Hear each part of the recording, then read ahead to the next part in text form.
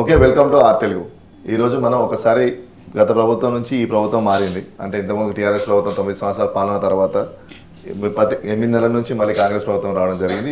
8 నెలల్లో ఎలాంటి మార్పులు జరిగాయి, ఎలాంటి డెవలప్మెంట్ జరిగింది, ప్రజలు ఎంతవరకు సంతోషంగా ఉన్నారు, వీళ్ళు చెప్పిన పథకాలు ఎంతవరకు ఇంప్లిమెంట్ అవుతున్నాయి, ఒక్కసారి మనం క్లుప్తంగా విశ్లేషించుకుందాం.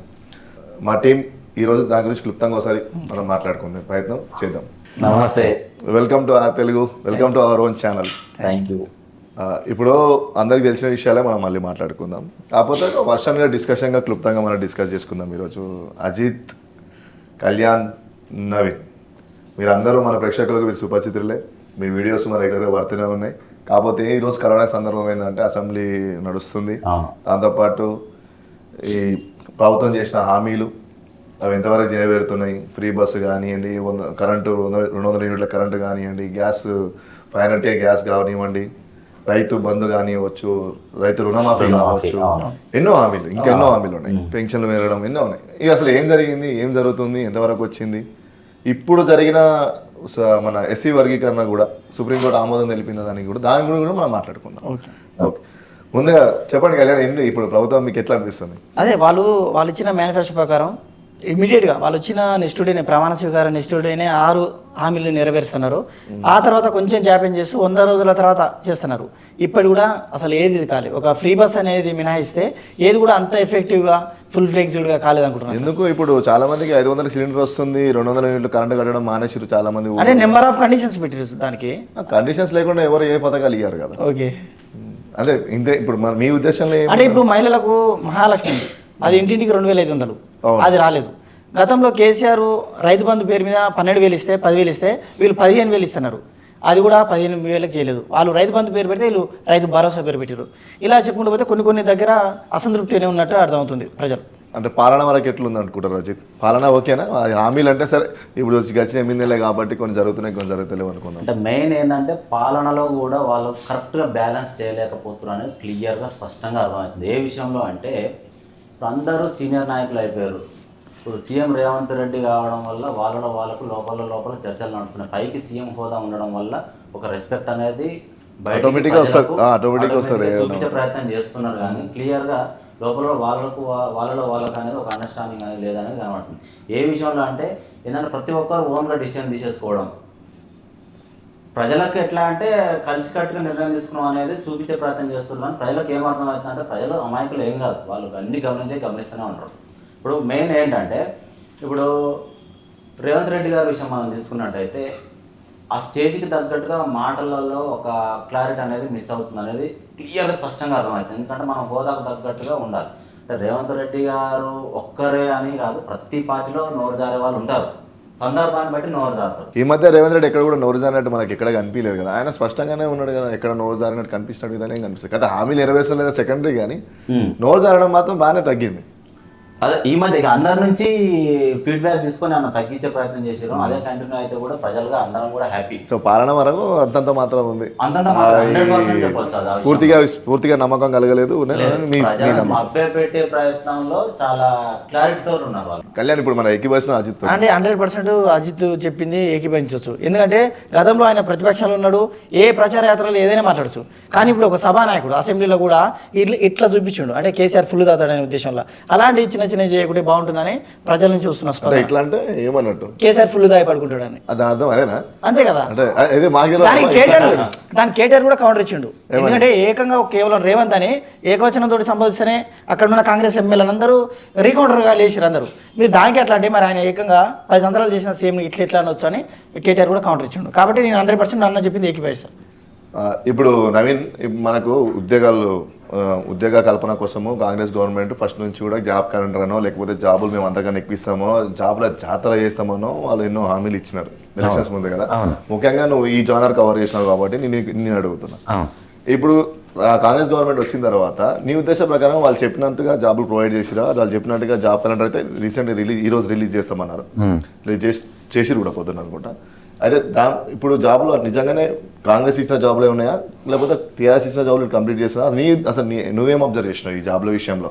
యాక్చువల్గా ఇప్పుడు ఈరోజు ఏదైతే రిలీజ్ చేసిన జాబ్ క్యాలెండర్ ఉందో దాన్ని మినహాయిస్తే నిన్న మొన్నటి దాకా విద్యార్థులు రోడ్ల మీదకి ఎక్కి చాలా ఆందోళనలు చేశారు, మనందరం చూసినాం. ఏది మన డిఎస్సి DSC కావచ్చు, పోస్ట్పోన్ చేయాలని, దాని పోస్టులు పెంచాలని, గ్రూప్ 2 గ్రూప్ 1 గ్రూప్ 2 కూడా పోస్టులు చేసిర్రు, పోస్ట్పోన్ చేయాలని.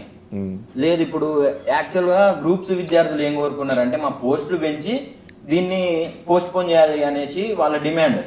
కానీ వీళ్ళు ఏం చేశారంటే ప్రభుత్వం దాన్ని కప్పుపుచ్చుకునే విధానం ఎట్లుందనంటే జస్ట్ పోస్ట్ పోన్ చేసింది.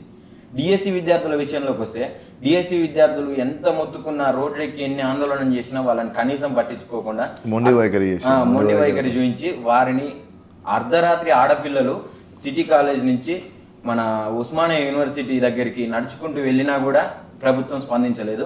ఇది మాత్రం అస్సలు ప్రభుత్వం అంటే ఇప్పుడు రెండు ఉన్నాయి. ఇప్పుడు మళ్ళీ పోస్ట్పోన్ చేస్తే ఇన్ని రోజులు ప్రిపేర్ అయిన వాళ్ళు కానీ ఇన్ని రోజులు వెయిట్ చేసిన వాళ్ళు కూడా అన్యాయం జరుగుతున్న ఉద్దేశం కూడా చూసుకోవచ్చు. అది చాలా తక్కువ మంది ఉన్నారు.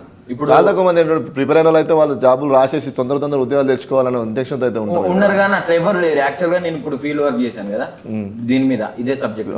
అయితే డిఎస్సి విద్యార్థులు ప్రతి ఒక్కరిని నేను వాళ్ళ దగ్గరికి వెళ్ళినప్పుడు చెప్పిన మాట ఏంటంటే ప్రతి ఒక్కరు ఎవరు అసలు వీళ్ళు చెప్తున్నట్టు ఎవరు మేము పరీక్షలు ఇప్పుడు రాయడానికి సిద్ధంగా ఉన్నాం అనేటోళ్ళు ఎవరు లేరు.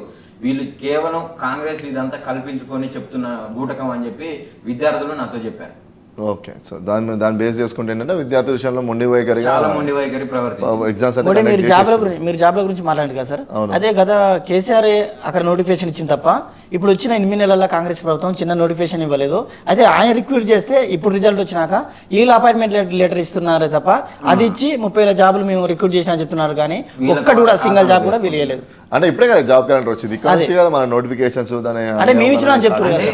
మేము ఇచ్చినామంటే వాళ్ళు అవి పత్రాలు అయితే ఇచ్చారు, అపాయింట్మెంట్ లెటర్స్ ఇచ్చారు. ప్రభుత్వం ఏర్పడిన వెంటనే మేము జాబ్ క్యాలెండర్ రిలీజ్ చేస్తాం అని చెప్పారు. అవును, ఇప్పటికి ఏర్పడి ఎన్ని నెలలు అవుతుంది? 8 నెలలు అవుతుంది. ఇప్పుడు వచ్చేసి ఇప్పుడు వచ్చిన విషయం పక్కన పెడితే ఇప్పుడు మొత్తం జాబ్లు మేమే ప్రకటిస్తాం. మేము వచ్చిన ఇప్పుడు విద్యార్థులు ఎవరైతే ఉన్నారో వీళ్ళందరికీ మెగా డిఎస్సి చేస్తామని చెప్పారు. డిఎస్సి విద్యార్థులకు ఎంత అన్యాయం చేసినట్టు ఈ ప్రభుత్వం మెగా డిఎస్సి అని చెప్పింది, రాగానే మెగా డిఎస్సి చేస్తా అని చెప్పింది. డిఎస్సి కాదు కదా, ఉన్న డిఎస్సిని కూడా కొంచెం పోస్ట్ పోన్ చేయండి అని అడుక్కుంటున్నా కూడా వాళ్ళ ఆవేదనని పట్టించుకోలేదు. ఈ విషయంలో మీరు ఏమాత్రం సమర్థించలేరు ప్రభుత్వాన్ని.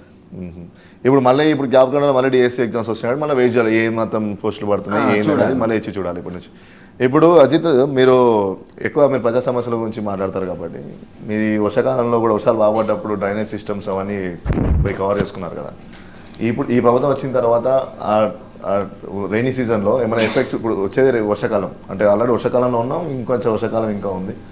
దీనికి ఎట్లాంటి మరమ్మతులు కానీ ఎట్లాంటి ప్రోగ్రామ్స్ కానీ కండక్ట్ చేస్తుంది ప్రజెంట్ గవర్నమెంట్? మన టీమ్ వర్క్లో అబ్జర్వేషన్ ఏంటంటే గత ప్రభుత్వంలో ఏవైతే కాంట్రాక్ట్ బేసిక్ వాళ్ళు రోడ్ వర్క్ కావచ్చు, డ్రైనేజ్ సిస్టమ్ కావచ్చు, జిహెచ్ఎంసీకి సంబంధించిన మున్సిపాలిటీ వర్క్ కావచ్చు, ఏదైనా వాళ్ళు చేసినట్టునే వీళ్ళు అమలు చేసుకుంటూ వాటిని కంటిన్యూ చేసినట్టే కనబడుతుందని.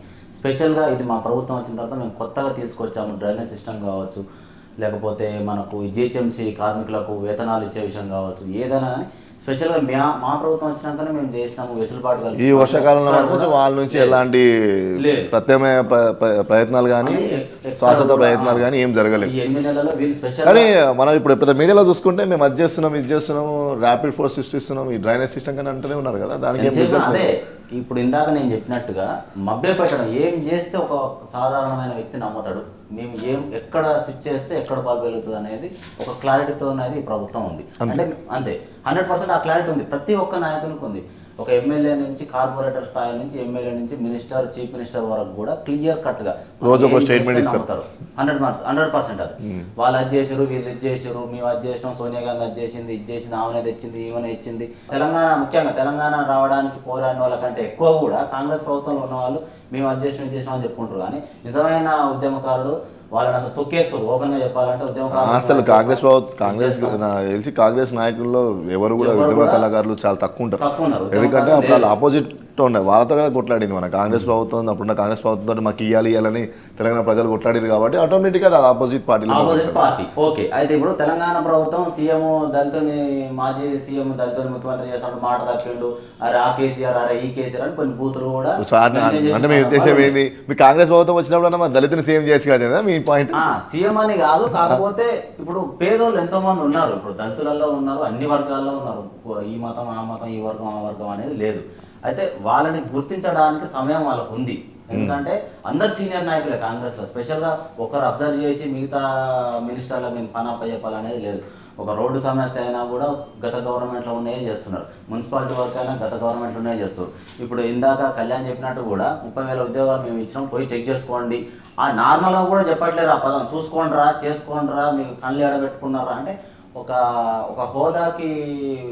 ఒక హోదాలో ఒక చేతిలో కూర్చొని మాట్లాడాల్సిన మాటలు కావాలి. ప్రభుత్వం మాట్లాడాల్సిన మాటలు అసలు కావాలి. విపక్షాలు మాట్లాడినట్టు మాట్లాడితే ప్రభుత్వం అనేది మాట్లాడదు. ఒక విధంగా చెప్పాలంటే కేటీఆర్ గారు ఒక మాట అన్నారు గత అసెంబ్లీ చర్చల్లో కూడా. ఏమొచ్చిందంటే మీరు ఇంకా అపోజిషన్లో ఉన్నట్టే ఫీల్ అవుతున్నారు, మీ ప్రభుత్వం వచ్చిన క్లారిటీ మీకు లేదు, ఇంకా మేము కేసీఆరే సీఎంగా ఉన్నాడు, టీఆర్ఎస్ ప్రభుత్వం ఇంకా లీడ్ చేస్తుందనే భ్రమలో మీరు ఉన్నారు, దాంట్లో నుంచి మీరు బయటికి రండి. అలాంటి విమర్శలు మానేయండి. మీరు ఏం చేస్తారు, ఏం హామీలు ఇచ్చారు, ఎంతవరకు చేసినాం, ఇంకేంటి చేయాలి కరెక్ట్ అనే దాన్ని వదిలిపెట్టి ఎంతసేపు దుర్భాషలు ఆడడం. నన్ను ఓడోడు తిట్టిండు, నేను తిరిగి ఓరెవరిని తిట్టాలి, నన్ను ఎవరెవరు ఒత్తిరు, నేను ఎవరెవరిని ఒత్తాలి, ఈ టార్గెట్ పెట్టుకొని ముందుకెళ్లే దిశగా కనబడుతుంది తప్ప స్పెషల్గా మేము మాట ఇచ్చినాం, మేము ఒక్కసారి మాకు నమ్ముకోండి, మమ్మల్ని గెలిపించండి, మేము ఏందో చూపిస్తామని చెప్పేసి గర్వంగా ఒక మంచి మాటతోటి ప్రజల మధ్యకి వెళ్ళి అదే నమ్మకంతో గెలిపించుకున్నారు. కాబట్టి ప్రజలకు ఏం చేద్దాం, కక్షలు ఏదైనా కోపతాపాలు ఉంటే లాస్ట్లో చూపించుకోవాలి. ఇంకా ఎలక్షన్లు వస్తాయనే మూమెంట్లో ఇప్పటి నుంచి కక్షల పూర్తి లాస్ట్లో చూపించడం కూడా అవసరం లేదు, కానీ ప్రజల మీద చూపించవచ్చు. నీకు ఏమైనా ప్రాబ్లమ్స్ ఉన్నా ప్రజల మీద చూపించాల్సిన అవసరం లేదు. అది ఇక్కడ లాస్ట్లో అయినా మొదట్లో అయినా ప్రజల మీద నీ కక్ష సాధింపులు ఉండాల్సిన అవసరం ఏ ప్రభుత్వానికి లేదు, ఏ ప్రతిపక్షానికి లేదు. అంతే, అది మనం ఎవరైనా ఎండగట్టాల్సిందే. కానీ అయితే కళ్యాణ్ ఇప్పుడు మన మహిళలకు ఉచిత బస్ ప్రయాణము ఫస్ట్ వాళ్ళు రాగానే వారం రోజుల్లోనే సంతకం పెట్టి హడావిడిగా దాన్ని ఇంప్లిమెంట్ చేశారు. అండ్ ఆల్మోస్ట్ సక్సెస్ఫుల్ అయింది. అందరూ మహిళలు స్టార్టింగ్లో దాని మీద చాలామంది విమర్శలు కూడా వచ్చాయి, ఏది అవసరం లేకపోయినా బస్సులలో తిరుగుతున్నారు వీళ్ళు అనవసరం అని. కానీ ఈ సమయంలో మీరు ఆటో వాళ్ళని కవర్ చేశారు, సేమ్ అదే టైంలో ఆటో వాళ్ళని కవర్ చేశారు కదా. ఆ ఆటోలో నుంచి రెస్పాన్స్ మీరు మీ స్వయంగా ఎట్లుండే, అంటే దాని నుంచి మీరు కొన్ని ప్రోగ్రామ్ చేసిన తర్వాత మీకు ఏమైనా గవర్నమెంట్ ఆటో వాళ్ళకి ఏమైనా చేసిందా? యాక్చువల్గా దాదాపుగా 10 నుంచి 15 మంది కేవలం ఒక నెలలో సూసైడ్ చేసుకున్నారు. ఎవరు? ఆటో కార్మికులు తెలంగాణ వ్యాప్తంగా 15 మంది సూసైడ్ చేసుకున్నారు. ఒకరైతే ఏకంగా ప్రజాభవన్ ముందరనే ఆటోను తాళపెట్టి ఆయన కూడా సూసైడ్ చేసుకున్నారు. అది మనం విన్నాం, అది చూసాం. అదేంటంటే సార్, మామూలుగా ప్రతి ఒక్క ఆటో కార్మికుడు తెచ్చుకుంటే ఈఎంఐ మీద తెచ్చుకుంటాడు, లేకుంటే ఆటో కిరాయికైనా తెచ్చుకుంటాడు. మొన్న అసెంబ్లీలో కౌశిక్ రెడ్డి చెప్పిండు, తెలంగాణ వ్యాప్తంగా 15 లక్షల మంది ఆటోల మీద బతుకుతారంట. వాళ్ళు ఈఎంఐ కట్టలేకపోతారు, అక్కడ రెంట్లు తెచ్చుకోలేకపోతారు. ఫ్రీ బస్సు తీసేయండి బాబు అని వాళ్ళు మొరబెట్టుకుంటారు, లేదా నెలకు ఇంత మాకన్నా వేతనం ఇవ్వండి అంటుడు. ఎట్ ద సేమ్ టైం కండక్టర్లు ఆర్టీసీ వాళ్ళు ఏమైనా హ్యాపీగా ఉన్నారంటే రోజు ఒక్క కండక్టర్ అన్న ఒక జిల్లాలో ఒక మహిళ చేత దెబ్బలు తింటాడు. వాళ్ళు చెప్పు తీసుకుని కొట్టి సార్, మొన్న సిరిసిల్లలో సిద్దిపేటలా కొట్టినప్పుడు అదేమున్నది. ఇప్పుడు మనకు ఆల్రెడీ కర్ణాటక ప్రభుత్వం సక్సెస్ఫుల్ రన్ చేస్తుంది, ఇక్కడ తెలంగాణ కూడా ఖచ్చితంగా మనకు. అంటే ఇక్కడ విషయం ఏంటంటే ఆర్టీసీ ఎంపీ సజ్జన గారు మనం దీన్ని బంద్ చేయాల్సిన పథకం బంద్ చేయకుండా దాన్ని ఏ విధంగా మనం కొంచెం రూపకల్పన చేయాలి. ఎంత ఆటో కార్మికులు ఎట్లా ఆదుకోవాలి, వాళ్ళకి ఏమైనా పథకాలు లాంటివా, లేకపోతే ఇంకేమైనా ఆటోకి సబ్సిడీ లాంటివా, లేకపోతే ఆల్రెడీ తీసుకున్న లోన్లకి ఏమన్నా. అంటే ఈ ఫ్రీ బస్ పథకాన్ని మహిళలు మిస్యూజ్ చేసుకుంటున్నారు అనేది నా వాదన సార్. ఎందుకంటే చేసుకుంటారు అట్లే. ఫస్ట్ లో నేను చూసిన స్టార్టింగ్ లో మోజులో అందరూ ఫ్రీ బస్ అని ఎక్కిన రోజులు చూసినా. ఇప్పుడు బస్సులు నార్మల్ అయిపోయినట్టు నాకు అంత రష్ అనిపించలేదు, స్టార్టింగ్ లో ఉన్నంత రష్ అయితే. అయితే ఆటో కార్మికులకు మాత్రం ఏదో విధంగా గవర్నమెంట్ తెలిపారు, ఆటో కార్మికులకు చేయాల్సిందే. లేదా ఇంకా వాళ్ళకి ఆటో కాకుండా ఇంకో వృత్తి ఎంచుకుంటే వాళ్ళకి సపోర్ట్ చేయాలి, ఉపాధి వేరే కల్పించడం లాంటివి చేయాల్సింది. ఇప్పుడు మాట్లాడడానికి యాక్చువల్గా ఏంటంటే బస్సులలో సీట్లు లేక జెంట్స్ సీట్లు కూడా ఆక్రమించి, సరే ఆక్రమించండి సందర్భం ఫ్రీగా ఉంది కాబట్టి ఎవరైనా కుప్పలు ఎత్తారు, అది కామన్. ఇప్పుడు ఆటోలో ఎవరు అదే చేస్తారు. అయితే ఇప్పుడు ఫ్రీ అయిపోయింది, అలవాటు పడిపోయారు. ఏముంది, ఫ్రీగా వస్తే దాని రుచి తక్కువ, కొన్ని రోజులు ఉంటుంది, ఆ రుచి తగ్గింది. రుచి తగ్గంగా ఏం చేస్తుంది, బ్రష్ చేసుకోవడం, మా బీటీటీకి వేస్తా, మా మనవరాలు చూడ చాలా ఏం లేదు, చాలా మంది తగిలేదు. సోషల్ మీడియాలో సోషల్ మీడియా వరాలు చూస్తున్నాం, కొట్లాడుకు పంచాలు చూస్తున్నాం. కానీ అట్లాంటి వాళ్ళు ఒక 10% ఉంటారు, రిమైనింగ్ 90% జెన్యున్గా వాడుకుంటారు. యాక్చువల్గా ఈ ఫ్రీ బస్ అనేది ఎవరైతే నా ఇంటెన్షన్ ఏంటంటే, ఎవరైనా బాగా లేడీస్ ఉద్యోగాలు చేస్తారు కదా, ఉద్యోగాలు చేసేవాళ్ళు కానీ వాళ్ళందరికీ ఇది చాలా మంచి పథకం. రోజు బస్ పాసులు, నెలకు బస్ పాసులు తీసుకోవడం, ఎక్కడికైనా ప్రయాణించి వ్యాపారం చేసే వాళ్ళకి కానీ, లేడీస్కి కూరగాయలు అమ్మటోళ్ళకి కానీ, ఎవరికైనా వాళ్ళ ఒక మిడిల్ క్లాస్ వాళ్ళకి ఇది చాలా మంచి పథకం. కానీ మిస్యూజ్ చేయడం అనేది మంచిది కాదు, అది ప్రజలు తెలుసుకోవాలి. కానీ సేమ్ టైం ఆటో వాళ్ళకి 2 దెబ్బలు పడతాయి. ఒక దెబ్బ గవర్నమెంట్ నుంచి ఉచిత పథకం మీద పడేది, ఇంకోటి ప్రైవేట్ సెక్టర్ నుంచి ర్యాపిడో బైక్ బుకింగ్ అనేది చాలా ఫేమస్ అయిపోయింది. ఇప్పుడు చిన్న టౌన్లో కూడా వచ్చేస్తుంది అది. ఈ బైక్ బుకింగ్ అంటే మీద ఆటో బుక్ చేస్తే 300 అయితే వాడు బైక్ బుక్ చేస్తే 160 రూపాయలు అయిపోతుంది. అండ్ విచిత్రంగా అంటే విచిత్రమని కాదు కానీ డేరైనా ఒప్పుకోవాలి, మహిళలు కూడా మన ఛానల్ గ్రౌండ్కి వెళ్ళినప్పుడు అది కూడా చెప్పారు సార్. ఒకటి ఫ్రీ బస్ అయితే ఒకటి ర్యాపిడో ఊబర్ ఇవి అని కూడా చెప్పారు వాళ్ళు. మహిళలు కూడా ధైర్యంగా ర్యాపిడో బైక్ని ఉపయోగించుకుంటున్నాం. మేము బయట చూస్తున్నాము, చాలా ధైర్యంగా ఉపయోగించున్నాం. అది చాలా సంతోషించే విషయమే. కాకపోతే ఈ ఇంపాక్ట్ మాత్రం మళ్ళీ ఆటోకే పడుతుంది. ఆటోకే ఇప్పుడు క్యాబ్ సర్వీస్ వాళ్ళకి ఆటో సర్వీస్ వాళ్ళకి అయితే చాలా దారుణంగా అయితే ఎఫెక్ట్ పడ్డది. ర్యాపిడో ఒకటి మెయిన్ మీకు నాకు తెలిసి 70% ర్యాపిడో అయితే, ఉచిత బస్ అనేది 30% ఉండొచ్చు అనుకుంటా. ఇంకొకటి ఏంటంటే ఇప్పుడు మన రాష్ట్ర జనాభాకు మించి 24 కోట్ల మంది జర్నీ చేసారు ఫ్రీ బస్సులో. మేము ఇంతమంది మహిళలకు మేము ఉచితాన్ని ఇచ్చినాం కాబట్టి వాళ్ళకి ఎన్ని లక్షల మహిళలు వీళ్ళు అట్లా లెక్క పెట్టారు. గవర్నమెంట్ ఎట్లా లెక్క పెడతారు, టికెట్లు ఎన్ని దిగిన ఇప్పుడు పోయిన వాళ్ళు రిటర్న్ వస్తారు ఇంటికి, టికెట్ దిగుతుంది కదా. అదే 24 కోట్ల ప్రయాణాలు జరిగినాయి అని అన్నారు. కానీ అది వాస్తవానికి ఏంటంటే అది వాస్తవికంగా అనిపించలేదు. అంటే సరైన మన గైడెన్స్ ప్రకారం వాళ్ళకి ఇచ్చే సమాచారం మేరకు వాళ్ళ అంటే మేబీ ఆర్టీసీ డిపార్ట్మెంట్ ఎక్కువ ఫండ్స్ రానికి అట్లా చేసిందంటారా గవర్నమెంట్? 100% అనిపిస్తుంది. అది సంబంధం లేదు. 24 కోట్ల మంది ప్రయాణం చేసారు అనేది నాట్ ఏ జోక్. అది మనము అంటే నార్మల్ గా మీ ఐడియా ప్రకారం ఈ పథకం రాకముందుకు ఎన్ని కోట్ల మంది ప్రయాణించి ఉండొచ్చు? అంటే ఎంత నెలకి ఎంత? సార్ దాని ప్రకారం నాకు ఐడియా ఉంది. ఆర్టీసీ ఎండి సజ్జనార్ గారు ఏం చెప్పారంటే సుమారుగా పర్ డే 14 lakhs మహిళలంట తిరుగుతున్నట్ట. ఇంతకుముందు 14 లక్షల మహిళలు ఎప్పుడైతే ఈ ఫ్రీ బస్కి వచ్చారో 29 lakhs చేరిందంట. అంటే డబల్ కన్నా 1 lakh ఎక్కువ పెరిగిపోయిందంట. డబల్ ప్లస్ అంటే 50% ఇంక్రీజ్. 14 లక్షల నుంచి 29 లక్షలకు పోయింది. సో డబల్ అయిపోయింది. అంటే నిజంగానే జనాలు అంత స్పేస్ ఎక్కడిది బస్సులో? లేదా అంటే అప్పుడు కూడా ఖాళీ ఉంటుండే సార్, మన ఇక్కడ వెళ్తే ఖాళీ ఉంటుండే. ఇప్పుడు మీకు అప్పుడు బస్సులు ఖాళీ ఈ పీక్ టైం ఎప్పుడు ఫుల్ ఉండే bus according to survey sir, ఆయన సజ్జనా సర్వే. కానీ మీకు మధ్యాహ్నం పూటనే బస్సులు ఖాళీ ఉండే. అప్పుడు కూడా ఏ బస్సు ఎప్పుడు ఇంకా ఫ్రీగా ఉండేది? బస్ పాసులు స్టూడెంట్స్ ఎక్కడ బస్సు ఫ్రీ ఉండే? సిటీ బస్సులు అయితే ముఖ్యంగా. ఇప్పుడు జనరల్గా ఏంటంటే మెయిన్ ఇప్పుడు థాట్ కరెక్టే ఉండొచ్చు. నాకు తెలిసి గవర్నమెంట్ నుంచి ఫండ్స్ కలెక్ట్ చేయడానికి ఆర్టీసీ డిపార్ట్మెంట్ ఏమైనా టికెట్స్ ఇప్పుడు బస్సులో ఎక్కిన తర్వాత టికెట్ తెగకపోతే కేసు, టికెట్ తెంపకపోతే నీకు 4 టికెట్లు ఎక్స్ట్రా తెంపి తరిగేటోళ్ళు ఎవరు? అంటే దిగేసిన ప్రయాణికుడు అంటే అయిపోయేది కదా, టికెట్ నీకు అవసరం. కానీ ఆర్టీసీ కూడా ప్రభుత్వంలో భాగం కాబట్టి అలా ఎందుకు చేస్తానే ఒక ఆలోచన. అంటే ఉండొచ్చు, ఇది డౌట్, ఇది మనం కన్ఫర్మ్ చేయడానికి లేదు. కానీ ఇట్లా కూడా మిస్యూజ్ చేసే ఛాన్సెస్ ఉన్నాయి అనేది కరెక్ట్. క్రాస్ చెక్ చేయడానికి అవకాశమే లేదు కదా. టికెట్ తీసుకున్న తర్వాత అది ఉందా పోయిందా ఎవరు తెలుస్తుంది. లో బడ్జెట్ అనే పదాన్ని నేను ఒప్పుకోను. ఎందుకంటే లో బడ్జెట్ అనేది ఎప్పుడు ఒప్పుకోవడానికి అవకాశం కూడా లేదు. మనకు రాష్ట్రం ఏర్పడినప్పుడు మిగులు బడ్జెట్లో ఉన్న వాస్తవమే. కానీ అప్పుడు ఉన్నప్పుడు కూడా 20,000 కోట్లు మనకు బడ్జెట్ ఇచ్చినప్పుడు 20,000 కోట్లు లోటే ఉండే. ఫస్ట్ తెలంగాణ రాగానే 1,00,000 కోట్ల బడ్జెట్ ఇంట్రొడ్యూస్ చేసింది. మీకు గుర్తుందో లేదు అందరికి. 2014లో తెలంగాణ రాష్ట్రం వచ్చినప్పుడు ఫస్ట్ బడ్జెట్ వచ్చింది 1,00,000 కోట్లకి, ఇంకొంచెం తక్కువనే ఉన్నట్టు. అప్పుడు 1,00,000 కోట్లకు వచ్చిన బడ్జెట్ ఈరోజు ఆల్మోస్ట్ నియర్ బై 3 లక్షల కోట్ల బడ్జెట్ రాష్ట్రానికి ఈరోజు తెలంగాణ రాష్ట్రానికి. అంటే అప్పులైనా అని చెప్తున్నావు కానీ సంవత్సరానికి నువ్వు 2 లక్షల కోట్ల బడ్జెట్ పెరిగిందంటే అది రాబడే కదా. ఎకనామీ ఆటోమేటిక్గా రాబడి పెంచినారు కదా. ఇక్కడ నీకు 2 లక్షల కోట్లు ఆల్మోస్ట్ పెరిగింది రాబడి. కానీ ఇప్పుడు 40,000 కోట్లు మాత్రమే లోడ్ బడ్జెట్ చూపించినారు. అప్పుడు 20,000 కోట్లు అప్పుడే ఉండే. మొదటిసారి మన తెలంగాణ బడ్జెట్ వచ్చినప్పుడే, బడ్జెట్ పెట్టినప్పుడు, రాష్ట్రం వచ్చినప్పుడు కాదు, బడ్జెట్ ఇంట్రొడ్యూస్ చేసినప్పుడు కొత్త సంవత్సరం చేసే పనులకి ఏమి కావాలో ఎక్కడ ఉన్నప్పుడే మనకు లోడ్ బడ్జెట్ అప్పుడే 20 లక్షల కోట్లు. ఈరోజు 2,90,000 బడ్జెట్ ఇంట్రొడ్యూస్ చేస్తే కాంగ్రెస్ గవర్నమెంట్ వచ్చిన తర్వాత, పూర్తి స్థాయి బడ్జెట్ వచ్చిన తర్వాత 40,000 కోట్లు మాత్రమే లోడ్ బడ్జెట్ ఉంది. అంటే మిగతాదంతా నీకు ఎంత పెరిగింది ఆస్తి అనేది కూడా ఇంపార్టెంట్. ఎంతసేపు అప్పులు అంటారు. ఈ పాయింట్ నాకు నచ్చలేదు. వాళ్ళు ఊరుకుకిలో అప్పులపాలంటే ఇంత రాబడి పెరిగింది మాత్రం చూడట్లేదు ఏంటనే నాకు నా పర్సనల్. అంటే ఇప్పుడు 2014లో 1,00,000 కోట్ల బడ్జెట్ కావాల్సి వచ్చిన తెలంగాణకు ఇప్పుడు 3 లక్షల కోట్ల బడ్జెట్ కావాల్సి వస్తుంది కాబట్టి ఆటోమేటిక్ గా ఇది అప్లై పెరిగిందనే కదా నా ఇంటెన్షన్. ఇంకా పెంచినది కదా. సాఫ్ట్వేర్ చూసుకున్నా కూడా స్థాయి పెరిగింది. సాఫ్ట్వేర్ది కూడా బెంగళూరులో మనం అప్పుడు ఎక్కడో ఉండే, ఈరోజు బెంగళూరులో 50% బెంగళూరు సిటీకి సాఫ్ట్వేర్ ఎగుమతుల్లో మనం 50% రీచ్ అయిపోయినాం, క్రాస్ అయిపోయినాం ఆల్మోస్ట్. ఐ థింక్ ఒక గాసిప్ నడుస్తుంది సార్.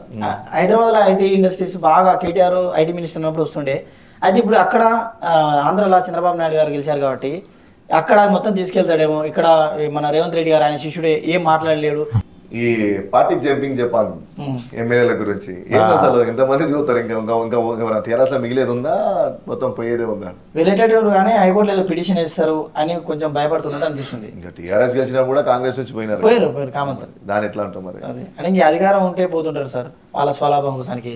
ఇది కామన్. కామనేనా? ఆకర్షణ ఏం లేదా? కానీ పోయిన వాళ్ళు కూడా ఏదో ఒక రోజు అచ్చా అక్కడ కేసీఆర్ మొత్తం చెప్పినట్టు విన్నాం మేము, మాదేం నడవలేదు అని కొంతమందికి మనసులో ఏదో పెట్టుకొని ఇప్పుడు ఇప్పుడు ఫ్రీడమ్ వచ్చేసింది కాంగ్రెస్లోకి పోతే మాది కూడా నడుస్తుంది అని ఒక చిన్న ఇంటెన్షన్ తోటి పోయే ఆలోచన చేస్తూ పోతుర్రేమో. ఏదో ఒక రోజు ఓకే అందరూ సీనియర్ నాయకులు ఎవరు కాంగ్రెస్లో, ఈ కొత్త వేటోళ్ళని పట్టుకొని వాళ్ళకి స్పెషల్ కేటగిరీలో స్పెషల్ మినిస్టర్ ఇవ్వాలంటే అది అయ్యే పని కాదు. ఎందుకంటే సడన్గా వచ్చిర్రు, మళ్ళీ కేసీఆర్ ఫ్యూచర్లో ఇంకో 5 ఏళ్ళ తర్వాత ఆయన వస్తే మళ్ళీ అందులో పోవాలంటే మాకు ముఖం ఉండదు అనుకొని ఇట్లా ఆలోచించి ఇక ఆగే పరిస్థితి అయితే కనబడుతుంది ఒక విధంగా. ఇప్పటికే 15 మంది ఎమ్మెల్యేలు పోయిర్రు, ఇప్పుడు ఉన్న వాళ్ళు అయితే ఆగే అవకాశం ఒక విధంగా కనబడుతుంది. పోయిన వాళ్ళకు కూడా ఏదో ఒక రోజు మళ్ళీ ఎట్లా అనిపించి మళ్ళీ వచ్చే అవకాశం కూడా ఉంటుంది. ఆల్రెడీ వచ్చారు గర్వాపసి బండ్ల రెడ్డి అని గద్వాల ఎమ్మెల్యే కాంగ్రెస్ కి పోయి ఈ రోజు కూడా జూపాలి కృష్ణానగర్ వాళ్ళ ఇంట్లో పోయి లంచ్ చేసి లేదు రావట్లేదు కాంగ్రెస్ లో ఉంటాడని చెప్పేసి ఈ రోజు కూడా నిన్న కూడా వాళ్ళ ఇంటికి పోయి చూసినాం. ఏందో మరి ఆయన గోడ మీద ఉండు, గోడ మీద ఉండడం కాదు కానీ సార్ ఏమైనా ఎమ్మెల్యేలు అందరూ మనం చూస్తున్నదే ఏం చేస్తాం అలా అంటే వాళ్ళ ఈ ఎమ్మెల్యేలు ఫస్ట్ అడగాల్సింది ఎవరు ప్రజలు అడగాలి. ప్రజలు అడగకపోతే వీళ్ళు ఇంకెన్నిసార్లు జంప్ అవుతారు, ఏ పనికైనా వస్తారు ఏదైనా వస్తారు. ఇప్పుడు కాంగ్రెస్ ఫుల్ వేవ్ ఉన్నప్పుడు బీఆర్ఎస్ వాళ్ళని గెలిపించారంటే అక్కడ ప్రజలకు ఆ వ్యక్తి మీద ఎంత నమ్మకం, అలాంటి వాళ్ళు ఇట్లా జంపింగ్ జంపగా అయితే ప్రజలందరినీ ఆ కాన్స్టిట్యూన్సీ ప్రజలందరినీ మోసం చేసినట్టే కదా.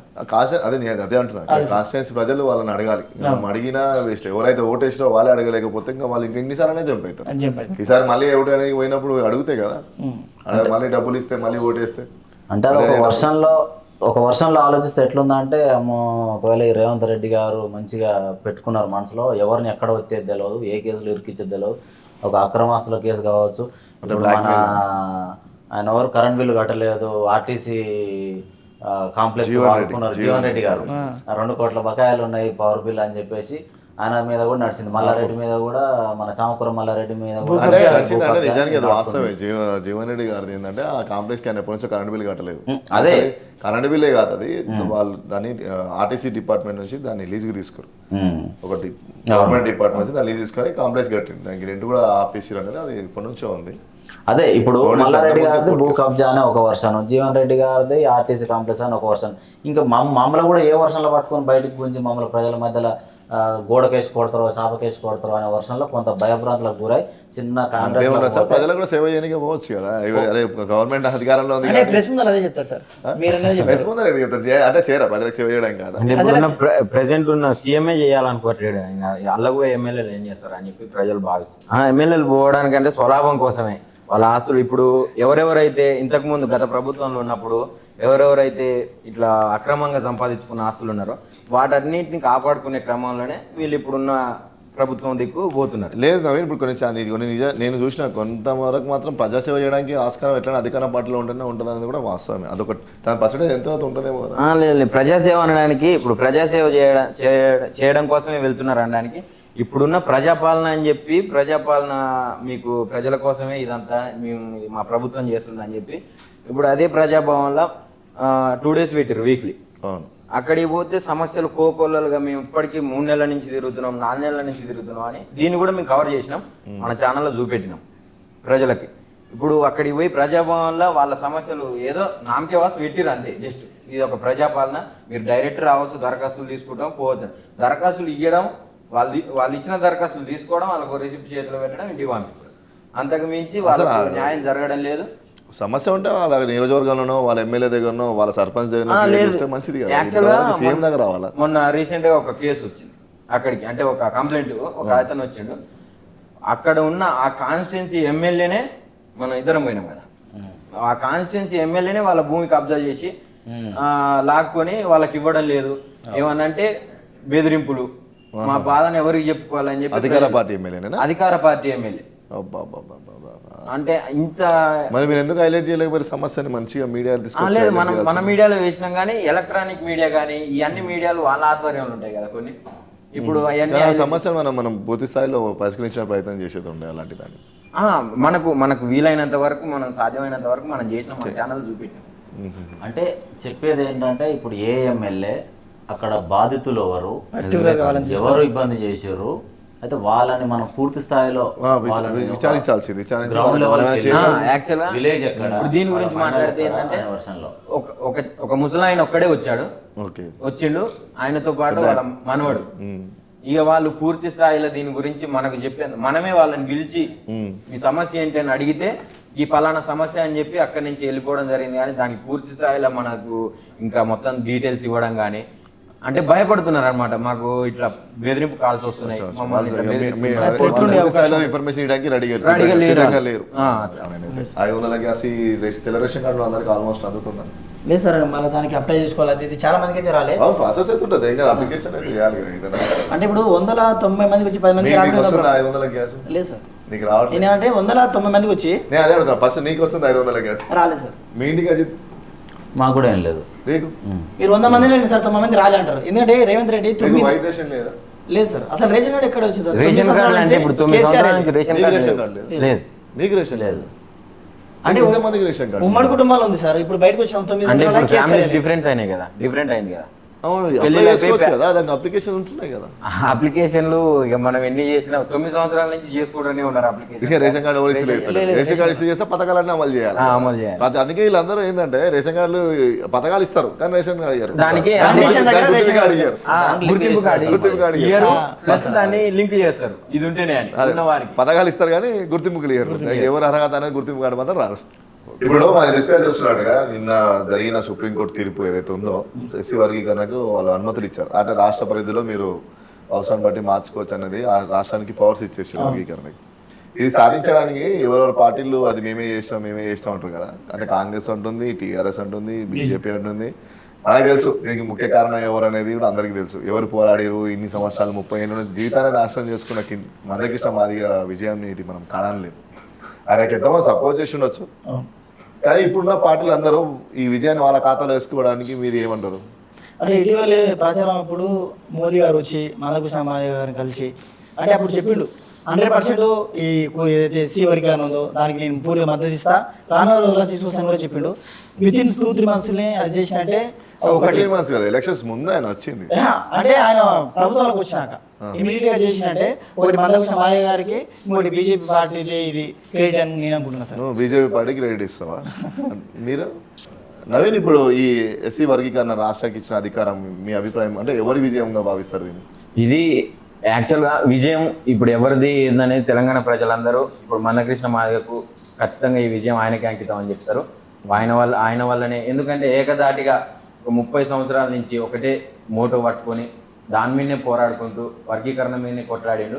ఇప్పుడు లాస్ట్కు వర్గీకరణ వస్తే ఇప్పుడు ఖచ్చితంగా ఈయన మందకృష్ణ మాదిగ వల్లనే ఇది సాధ్యమైందని చెప్తారు. కానీ వాస్తవానికి చూసుకుంటే అంటే ఇప్పుడు మందకృష్ణ మాదిగ తోటి అవుతుంది అంటారు కానీ ఎన్నో ప్రభుత్వాలు మారినాయి, ఎన్నో చేతులు మారినాయి. ఇప్పుడు ఎట్లయితే కాంగ్రెస్ ఎంతసేపు తెలంగాణ ఇచ్చింది మేమే అని అయితే పాట పాడుతున్నారో, అంటే పోరాట యోధులను పక్కన పెట్టేసి వాళ్ళు చేసింది కదా, వాళ్ళు ఇచ్చిన ఎట్లా అంటున్నారో సేమ్ ఇప్పుడు బీజేపీ అలా ఖాతాలో వేసుకుంటుంది ఇప్పుడు ఈ పాయింట్ మీద నిన్న ఎస్సీ ఎస్టీ ఎక్స్ చైర్మన్ అయిన మన కారం శివాజీ అనే వ్యక్తి ఒక స్టేట్మెంట్ ఇచ్చారు. ఇది కేవలం యాక్చువల్గా ఇప్పుడు ఎస్సీ ఎస్టీ వర్గీకరణ జరుగుతుంది అని చెప్పి ఆల్రెడీ నరేంద్ర మోడీకి చంద్రబాబు ఖచ్చితంగా తెలుసు. కారం శివాజీ స్టేట్మెంట్ చూసుకుంటే ఇది ముందే పక్కా ప్లాన్డ్, ఇది ఈ వర్గీకరణ ఏదైతే ఉన్నదో ఇది పక్కా ప్లాన్డ్. నరేంద్ర మోడీకి అవతల చంద్రబాబుకి ఖచ్చితంగా తెలిసింది. చంద్రబాబు మేనిఫెస్టోలో కూడా పెట్టిండు, మేము రాగానే వర్గీకరణ తీసుకొస్తామని చెప్పి. ఇటు నరేంద్ర మోడీ కూడా సవాల్ ఇచ్చిరిండు, అంటే ఎన్నికలకు ముందే మీరు మాకు సపోర్ట్ చేస్తే మేము వర్గీకరణ చేస్తాం, ఖచ్చితంగా వర్గీకరణ అవుతుంది, మాదిగలకు న్యాయం చేస్తామని చెప్పిండు. ఇప్పుడు ఇది ఒకవేళ నిజంగానే మాదిగల పట్ల అంత చిత్తశుద్ధితో ఉంటే ఈ కేంద్ర ప్రభుత్వం ఇన్ని సంవత్సరాలు ఉన్నది కదా, ఇప్పుడు సపోర్ట్ చేయంగానే ఎందుకు చేస్తుంది? ఇప్పుడు మేము సపోర్ట్ ఇస్తేనే చేయాల్సినంత అవసరం ఏంది? ఇన్ని సంవత్సరాలు చేయొచ్చు కదా, ఇన్ని సంవత్సరాలు కూడా మీరే పీఎంగా ఉన్నారు కదా, ఇన్ని సంవత్సరాలు చేయొచ్చు కదా. ఇప్పుడు మందకృష్ణ మాదిగ 30 సంవత్సరాల నుంచి కొట్లాడుతున్నాడు. మీరు అందులో ఇప్పుడు వచ్చిన మీ ప్రభుత్వం వచ్చి చాలా సంవత్సరాలు అయితే మీరు చేయొచ్చు కదా, 2 టర్ములు చేసారు అని చెప్పి ఆయన ఇది కరెక్ట్ కాదు అసలు. ఇప్పుడు కారం శివాజీ ప్రకారం ఇప్పుడు ఇచ్చి కూడా వేస్టేనా? అంటే ఇప్పుడు తీసుకుని దాన్ని ఇప్పుడు స్వాగతించాల్సింది అయితే ఆయన ఖండిస్తుండు, ఆయన వ్యతిరేకిస్తుండు దాన్ని. వ్యతిరేకించి అంటే ఇప్పుడు వచ్చిన దాన్ని ఇప్పుడు ఎప్పటికోసం అయితే కొంతమంది ఇప్పుడు మాదిగ సామాజిక వర్గానికి చెందిన వాళ్ళని పక్కన పెడితే ఈ మాల సామాజిక వర్గానికి చెందిన వాళ్ళు ఎవరైతే ఉన్నారో కొంతమంది లీడర్స్ ఏం చేస్తున్నారంటే దీన్ని వ్యతిరేకిస్తున్నారు. మా మధ్యలో ఇప్పుడు నష్టం వర్గీకరణ చేయడం వల్ల ఒకరికి న్యాయం జరుగుతుంది, ఇంకొకరికి అంటేనే అది. ఇప్పుడు మొత్తం 100 మందిలో రిజర్వ్ చేస్తామంటే ఈ రిజర్వేషన్ వాళ్ళకు న్యాయం జరుగుతుందంటే ఇంకొకటి అన్యాయం జరిగింది కూడా అంతే. కాకపోతే ఇక్కడ ఏంటంటే వాళ్ళకున్న సోషల్ స్టేటస్ ని, వాళ్ళకున్న ఫైనాన్షియల్ సిచ్యువేషన్ ని, దాని ఒక Level. స్కేల్ చూపించి దాన్ని బట్టి వీళ్ళకి చేయవచ్చు చేసిన ఇంటెన్షన్ లో పోతుంది. ఇప్పుడు ఎస్సీ వర్గీకరణ కూడా అంతే, మాదిగలు మాదిగలు ప్లస్ జనాభా ప్రకారంగా మాదిగలు ఎక్కువ ఉన్నారు, మాలలు తక్కువ ఉన్నారు అనే దాన్ని బట్టి intention తోటి ఎవరి జనాభా ఎంతో వారి వాటా అంత అని చెప్పి క్లాసిఫికేషన్ జరిగింది. అయితే దీన్ని కొంతమంది దీనికి చాలా హర్షం వ్యక్తం చేస్తున్నారు, కొంతమంది అట్ ద సేమ్ టైం ఆగ్రహం కూడా వ్యక్తం చేస్తున్నారు దీని పట్ల తెలంగాణ ప్రభుత్వంలో. ఆగ్రహం దీనికి ఆగ్రహం ఎందుకంటే ఇప్పుడు మాల సామాజిక వర్గానికి చెందిన వారు ముఖ్యంగా చూసుకుంటే మన కాంగ్రెస్ పార్టీ ఎక్స్ఎంపీ మన హర్ష కుమార్ నిన్న ఒక స్టేట్మెంట్ ఇచ్చారు, మీరు చేస్తున్నది తప్పు, కేంద్రం ఇట్లా సుప్రీంకోర్టు తీర్పు రాగానే రేవంత్ రెడ్డి ఎట్లా అమలు చేస్తావు, నువ్వు ఎట్లా తీర్మానం చేస్తావు నువ్వు అసెంబ్లీలో, దీన్ని నువ్వు ఇట్లాగే నీ వైఖరి కొనసాగిస్తే నేను కాంగ్రెస్ పార్టీ నుంచి కూడా తప్పుకునే ప్రయత్నం చేస్తా, ఖచ్చితంగా తప్పుకుంటా అని చెప్పి స్టేట్మెంట్ ఇచ్చారు. తప్పుకునే దానికి హర్షం అది ఓకే, మామూలే చదివినప్పుడు జరుగుతూనే ఉంటాయి. కానీ నువ్వు సపోర్ట్ చేస్తున్నావు ఈ వర్గీకరణకి? వర్గీకరణ అంటే ఖచ్చితంగా సపోర్ట్ చేస్తారు ఎవరైనా, ఎందుకనంటే ఇప్పుడు ఎవరి జనాభా ఎంతో వాళ్ళ వాటా అంత అనేసి అది రూల్, అది యాక్చువల్గా. ఎందుకనంటే ఇప్పుడు జనాభా ఎక్కువ ఉన్నది కదా వీళ్ళది, మాదిగ సామాజిక వర్గానికి చెందిన వాళ్ళది జనాభా ఎక్కువ ఉన్నది, కానీ ఫలాలు తక్కువ వస్తున్నాయి వీళ్ళు. ఎందుకనంటే ఎస్సీలలో మన మాల సామాజిక వర్గానికి చెందిన వాళ్ళ దాంట్లో కొంతమంది మేధావులు అధిక మొత్తంలో ఉన్నారు. వాళ్ళు ఏం చేస్తున్నారంటే ఎస్సీకి రిజర్వేషన్ కాబట్టి ఎస్సీ కోటాలో వీళ్ళందరూ ఎక్కువ మొత్తంలో ఫలాలు అనుభవిస్తున్నారు. అవునవును, నేను కూడా విన్నది ఏంటంటే మాల వాళ్ళు ఎక్కువ ఎడ్యుకేషన్ సిస్టంలో ఉంటారు, ఎక్కువ శాతం వాళ్ళు మీరు కులవృత్తుల మీద డప్పు చెప్పు వెళ్తుంటే వాళ్ళకి మాత్రం చదువుమే అలా కులవృత్తి లాగా తీసుకొని చదువు మీద వాళ్ళు కొంచెం వాస్తవం, ఎంప్లాయీస్ ఎక్కువ ఉంటారు అందులో. ఎక్కువ ఉంటారు మాలో. సో అందుకే వాళ్ళకి ఏ ప్రాబ్లం రావద్దు, మాకే ప్రాబ్లం రావద్దు, మాది వాళ్ళు తినొద్దు, వాళ్ళది మనం తినొద్దు అని చెప్పి ఒక కోణంతో మాదిగ సామాజిక వర్గానికి చెందిన అయితే ఇప్పుడు 15% రిజర్వేషన్ ఉంటే 7% మాదిగలకు, 6% మాలలకు, 1% రెల్లి ఇతర కులాలకు. అది కమిటీ రికమెండ్ చేసింది, తెలియదు. అంటే తెలంగాణ ప్రభుత్వం దాన్ని ఎట్లా చేస్తుందో చూడాలి. అది ఒక కమిటీ రికమెండ్ చేసింది. ఈ ప్రభుత్వం 8 నెలలు అయింది కాబట్టి మనము మిగతా 4 సంవత్సరాల 4 నెలలు పూర్తి స్థాయిలో ప్రజాసేవ చేయాలని, ప్రజలకు ఇచ్చిన హామీలన్నీ, ప్రజలకు కావాల్సిన సేవలు కానీ ప్రజలకు కావాల్సిన పనులని కానీ సక్రమంగా నిర్వహించి ప్రజాభిమానాన్ని చెరగొని మళ్ళీ ఇంకోసారి కూడా వీళ్ళే ప్రభుత్వం ఏర్పాటు చేయాలని మనస్ఫూర్తిగా కోరుకుంటున్నాం. మమ్మల్ని ఎంతగానో ఆదరిస్తున్న తెలుగు ప్రేక్షకులకి ఇప్పటికీ మా ఛానల్ పెట్టినప్పటి నుంచి ఎంతగా ఆదరిస్తూ ఈరోజు మాకు 25,000 సబ్స్క్రైబర్స్ని అందించిన ప్రతి సబ్స్క్రైబర్కి ధన్యవాదాలు తెలుపుతూ ఇంకొక మంచి టాపిక్ తోటి మీ ముందుకు వస్తామని తెలుసుకుంటూ సెలవు తీసుకుంటాం.